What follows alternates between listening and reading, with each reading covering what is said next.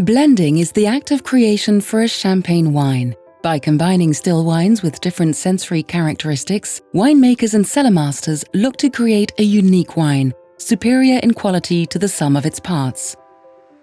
Historically, the religious orders were the first to plant vineyards and produce wine.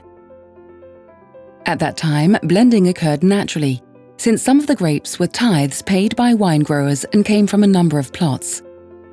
In addition to this, several varieties were often planted together in order to minimize risk during poor harvests. Today, blending takes place just before bottling and is based on the principle of the diversity of wines available.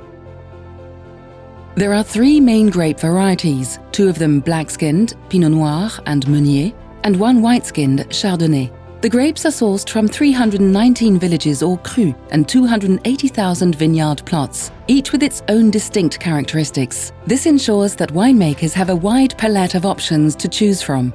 Every harvest has its own characteristics, and the winemaker's art is to balance out these flavors to produce the best possible results. The winemaker is able to fashion the profile of each wine thanks to a wide range of winemaking techniques, whether or not to use malolactic fermentation, vinification in stainless steel tanks or wooden barrels. Length and conditions of the aging process. It is at the blending stage that the cellar master must decide what type of wine to create: a non-vintage wine incorporating reserve wines from previous harvests, or a vintage wine which captures the unique style of a particular year. They may also opt for a blended rosé containing a proportion of red wine, or a blanc de blanc made only from white grapes, or a blanc de noir made only from black grapes. Or they may opt for a single cru or single vineyard champagne.